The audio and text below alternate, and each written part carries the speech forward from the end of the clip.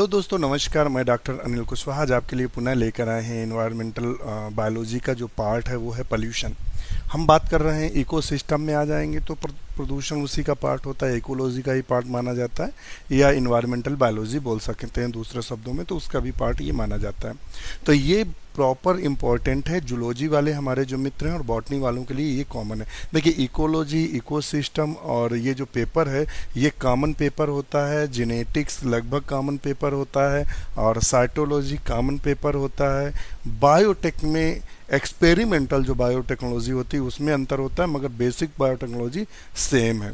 तो zoology botany के बहुत सारा मैटर समान होता है, बस एनिमल किंगडम इनका अलग हो जाता है, उनके प्लांट्स अलग हो जाते हैं, फिजियोलॉजी ये सब अलग अलग हो जाता है, इतना अंतर है। तो शुरू करते हैं आज का वीडियो। उससे पहले रिक्वेस्ट, चैनल को लाइक और सब्सक्राइब करें, दोस्तों के साथ शेयर करें और सभी मित्रों को शिक्षक दिवस की ढेर सारी हार्दिक शुभकामनाएं। दूसरा, ये जो प्रश्न आपके सामने स्क्रीन पर दिख रहे हैं ये बिल्कुल 100% इम्पोर्टेंट्स हैं। Assistant professor botany, assistant professor zoology.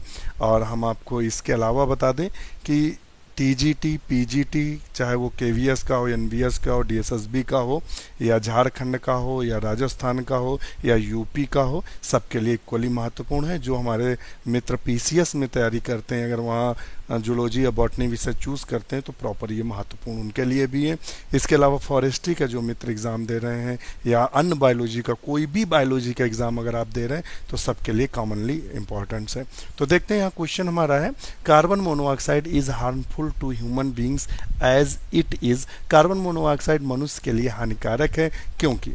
तो ये क्वेश्चन हमने पूछा था, तो इसका सही आंसर ये है कौन सा, with higher affinity of for haemoglobin as compare to oxygen. Oxygen की तुलना में हीमोग्लोबिन से ज़्यादा लगाव होता है। इसीलिए हम आपको बता दें कि जो लोग सर्दियों में अंगीठी या हीटर या कभी कभी बंद करके हीटर चलाते हैं कमरों में, या एसी जो हीट की बात बता रहे हैं, एसी कूल मोड पे नहीं, सर्दियों में नहीं, गर्म मोड पे चलाते हैं, तो देखना वो लोग लेटे रहते हैं। बोले गाड़ी में दो लोग लेटे और एसी चलाई, रात को निपट गए। तो उसका कारण ये होता है कि उससे कार्बन मोनोऑक्साइड जो निकलती है वो पता ही नहीं चलने देती है आपको। आप सो रहे हैं, आपको कोई भी विचलन नहीं होगा, बस आपका अपने आप दम घुट जाएगा, ना आप में हलचल होगी बॉडी में, ना आप मरने वाले को पता होता है कि हम मरे कैसे।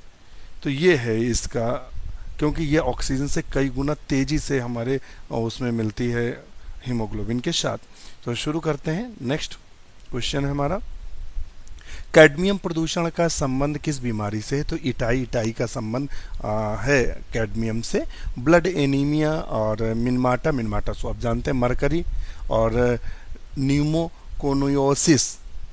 तो इसमें से जो हमारी इटाई है वो किससे हो रही है? कैडमियम से। रक्त उत्पादकता आयरन की कमी से होती है, तो आप सब जानते हैं एनीमिया। मिनमाटा रोग पारा से की अधिकता के कारण होता है। इटाई कैडमियम से होता है। ये अस्थुओं के जोड़ों की दर्दनाक बीमारी है। इसके अलावा इस तत्व की अधिकता से लीवर तथा फेफड़ों का कैंसर भी होता है। किससे? कैडमियम से। अगला हमारा क्वेश्चन है, which one of the following is the highly dangerous radio active pollutants. निम्न में कौन सा बहुत खतरनाक रेडियोधर्मी प्रदूषक है? तो इनमें से सबसे जो खतरनाक है वो है स्ट्रॉन्सियम 90 जो है सबसे खतरनाक है। यूपीएससी प्री 2008 और टीजीटी बायोलॉजी 2009 में पूछा गया। देखिए, फास्फोरस हमारे बॉडी में पाया जाता है, सल्फर पाया जाता है, कैल्शियम पाया जाता है, तो ये इतने हानिकारक इनके जो आइसोटोप्स हैं नहीं है, परंतु स्ट्रेंसियम हमारी बॉडी में नहीं पाया जाता है। एटम बम टेस्टिंग में प्रयुक्त होता है, यह एक कैंसरकारी तत्व भी है। नेक्स्ट क्वेश्चन देख लेते हैं, the indicator is the sulphur dioxide pollutants of air is. तो सब जानते हैं लाइकेन है, और ये 2009 और 2008, इसके अलावा कई बार ये क्वेश्चन पूछा गया है। नेक्स्ट क्वेश्चन देख लेते हैं, green house effect is related to. तो ग्रीन हाउस जो इफेक्ट है वो किससे रिलेटेड है? ग्लोबल ग्रीन एल्गी से, ग्लोबल वार्मिंग से। तो ग्लोबल वार्मिंग से संबंधित है। इसके अंतर्गत को जो मुख्य गैस है वो कार्बन डाइऑक्साइड है सबसे मुख्य, उसके अलावा क्लोरोफ्लोरोकार्बन है। हम आपको बता दें CO2 प्रदूषक के अंतर्गत नहीं आती। क्लोरोफ्लोरोकार्बन है, मीथेन है, नाइट्रस ऑक्साइड है तथा ओजोन है। ग्लोबल के लिए जिम्मेदार सब प्रमुख गैस कार्बन डाइऑक्साइड जो हमने आपको बताया। 2,4-D is synthetic. 2,4-D एक सिंथेसिस है, किसका है? तो आप सब जानते हैं ये किसका है, आक्जिन का है। ये खरपतवार नासी है, 2,4-डाइक्लोरोफेनॉक्सी एस्टिक एसिड बोलते हैं। तो देखना जो गेहूं के खेत में डाला जाता है जिससे अन्य जो घास होती है वो मर जाती है। नेक्स्ट क्वेश्चन है, यूट्रिफिकेशन संदर्भित है। तो यूट्रिफिकेशन क्या होता है? एक जलीय परितंत्र में निम्न उत्पादकता से, एक जलीय परितंत्र में स्थायी उत्पादन से, और एक स्थलीय परितंत्र में निम्न उत्पादन से, एक जलीय परितंत्र में उच्च उत्पादन से। तो ऑप्शन इसका ए सही है। नेक्स्ट क्वेश्चन सही है। नेक्स्ट क्वेश्चन देख लेते हैं, sewage infection of water will be dominated by cysts of, जल में मलरज संदूषण को इसके कृमि कोषों यानी जो सिस्ट होते हैं द्वारा दिखाया जाएगा। तो इनमें से कौन दिखाया जाएगा? स्यूडोमोनास या लिस्मानिया, एशेरिचिकोलाई, एंटमीबा। तो इसमें किस में दिखाया जाएगा? तो हम आपको बता दें इसका सही आंसर क्या है। स्यूडोमोना की बहुत सी जातियां बहुतायत रूप में प्रकृति में पाई जाती हैं। स्यूडोमोनास के कृमि कोषों के द्वारा जल के मलरज संदूषण को दिखाया जाता है। स्यूडोमोनास एक ग्राम नेगेटिव बैक्टीरिया, इसकी लगभग 191 वर्णित प्रजातियां हैं। तो इसका ऑप्शन सही होगा सी, स्यूडोमोनास। स्यूडोमोना लिखा हुआ है यहाँ, स्यूडोमोनास होगा। काज ऑफ भोपाल ट्रेजेडी इन 3 दिसंबर 1984, तो वो कौन सी थी? Methyl isocyanate. ध्यान रखिएगा, इसमें लोगों को पता ही नहीं चला, एकदम त्रासदी हुई और फटा ये मेथिल आइसोसाइनेट निकला फैक्ट्री से, और उसके बाद हजारों लोगों की मृत्यु हो गई थी। और यूनियन कार्बाइड फैक्ट्री थी। Minamata epidemics in which many people died occur due to, तो आप सब जानते हैं कि किसके कारण था? तो मर्क्यूरी क्लोराइड के कारण था। तो ऑप्शन बी सही है। एक और क्वेश्चन आता है, मर्क्यूरी क्लोराइड का एक बेनिफिट काम क्या है? तो इससे सीड को ट्रीट किया जाता है। क्या किया जाता है? सीड को ट्रीट किया जाता है, ये भी आप ध्यान रखिएगा।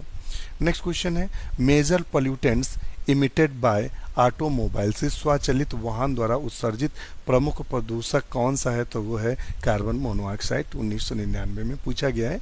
आप वीडियो रोक कर इसको पढ़ भी सकते हैं जहां भी आपको लगे कि हमें डिस्क्रिप्शन पढ़ना है। नेक्स्ट क्वेश्चन है, बायोडिग्रेडेबल पोल्यूटेंट से जीवों द्वारा अपघटित होने वाला प्रदूषक है।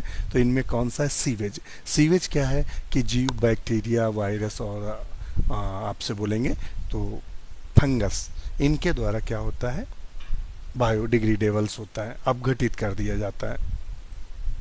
नेक्स्ट क्वेश्चन है, डीडीटी है एक एंटीबायोटिक है, जैव निम्नीकरण प्रदूषक है? नहीं, अजैव निम्नीकरण प्रदूषक है। क्या है? अजैव निम्नीकरण प्रदूषक है। ये जीआईसी बायोलॉजी 2015, पीजीटी बायोलॉजी 2009 में पूछा गया क्वेश्चन है। निम्न में कौन सबसे ज्यादा विषाक्त है? तो इनमें सबसे ज्यादा विषाक्त हमने आपको बताई था कार्बन मोनोऑक्साइड है, जो किसी को पता ही नहीं चलने देता और सीधे मृत्यु को पहुंचा देता है। Which is not a green house gas, इनमें से कौन ग्रीन हाउस गैस नहीं है? तो इसमें हाइड्रोजन ग्रीन हाउस गैस नहीं है। ये पीजीटी बायोलॉजी 2013 में पूछा गया क्वेश्चन है। नेक्स्ट क्वेश्चन देख लेते हैं। देखिए फिर क्वेश्चन आया 2010 में, इटाई रोग का संबंध है? तो कैडमियम से संबंध है। तो इसका ऑप्शन सी सही होगा। नेक्स्ट क्वेश्चन है, the CO2 concentration in atmosphere air is about, तो कितनी कंसंट्रेशन है? तो इस समय कंसंट्रेशन 0.034% है। नेक्स्ट क्वेश्चन है, DDT के जहरीलेपन का लक्षण है? यकृत की मृतता और haemolysis, albinism, all of this. तो ऑप्शन इसका डी सही है। नेक्रोसिस ऑफ लीवर, हेमोलाइसिस और एल्बनिज्म सारे कैरेक्टर्स देता है। The main air pollutants is, तो मेन एयर पोल्यूटेंट जो यहाँ है वो कौन सा है? तो वो कार्बन मोनोऑक्साइड है। ध्यान रखिएगा, मेन एयर पोल्यूटेंट्स कौन सा है? कार्बन मोनोऑक्साइड है। कार्बन मोनोऑक्साइड वायुमंडल में मुख्य प्रदूषक के रूप में होते हैं। ये हवा से भारी, पानी में अघुलनशील, गंध, स्वादहीन तथा रंगहीन गैस के रूप में होते हैं। नेक्स्ट क्वेश्चन है, which function performed by a forest help most in controlling drought, वनों द्वारा संपादित कौन सा कार्य सूखे को नियंत्रण रखने में सहायक है? वन बारिश लाते हैं, वनों में प्रचुर जलीय वनस्पति होती है, वन जलाशयों की भांति कार्य करते हैं, वन मृदा अपवर्धन को रोकते हैं। तो ऑप्शन इसका डी सही है। वन जो है वो मृदा अपवर्धन को रोकते हैं। पीजीटी बायोलॉजी 2005 में पूछा गया क्वेश्चन है। एसिड रेन ड्यू टू, तो वो तो आप सब जानते हैं, सल्फर डाइऑक्साइड और NO2 के कारण होता है। नेक्स्ट क्वेश्चन देख लेते हैं। तो ऑप्शन इसका ए सही है।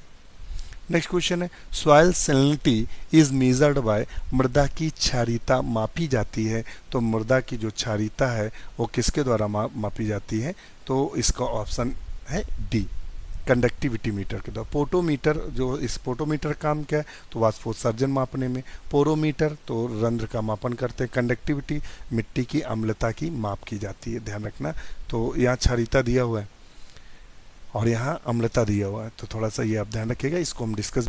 तो ये आप देख रहे हैं मीटर हैं, एलिमेंट इलेक्ट्रिकल, ये कंडक्टिविटी मीटर दिखाई दे रहे हैं और इससे हम क्या नापते हैं? तो इससे solution, multiple application of research and engineering with common uses of hydroponics, आप सब जानते हैं, aquaculture, aquaponics and fresh water system to monitor the amount of nutrients. और इन्हीं अमाउंट्स न्यूट्रिएंट्स के आधार पर हम एसिडिटी, अम्लता और क्षारकता का पता लगा सकते हैं। तो ये आप देख रहे हैं, ये अलग अलग मीटर्स हैं, उनके रेट हैं, अगर किसी को चाहिए तो ऑनलाइन मंगवा सकता है। नेक्स्ट क्वेश्चन देख लेते हैं हम। जीनोबायोटिक क्या है? तो जीनोबायोटिक क्या है? इंसेक्टिसाइड है, फंजीसाइड्स है, हार्बिसाइड है, all of above. PGT biology 2000 में पूछा गया, 2004 में। तो ये क्या है? डी ऑप्शन सही है। किसानों द्वारा खेतों में छिड़के गए कीटनाशक, फफूंदीनाशक आदि पर्यावरण को नष्ट होने देते हैं। ये क्या है? तो देख लेते हैं। तो ऑप्शन इसका सही होगा, ऑल ऑफ एबव। क्या होगा? All of above. चलो इसका डिस्क्रिप्शन देख लेते हैं। किसानों द्वारा खेतों में छिड़के गए कीटनाशक, फफूंदीनाशक आदि पर्यावरण में नष्ट नहीं होते हैं, अतः वे जाकर जीवों में जमा हो जाते हैं, जिसे जेनोबायोटिक कहते हैं। मनुष्य को पर्यावरण मित्र खाद व कीटनाशक का प्रयोग करना चाहिए। DDT has been banned in many countries because it, इसका आंसर आप हमें कमेंट्स करके बताएंगे। इसके आगे का वीडियो आपको नेक्स्ट वीडियो में मिलेगा। क्योंकि वीडियो लंबा हो जाता है तो आप लोग ड्रॉप कर देते हैं वीडियो। चलिए, इसके आगे का वीडियो आपको नेक्स्ट वीडियो मिलेगा। इसी के साथ धन्यवाद, नमस्कार।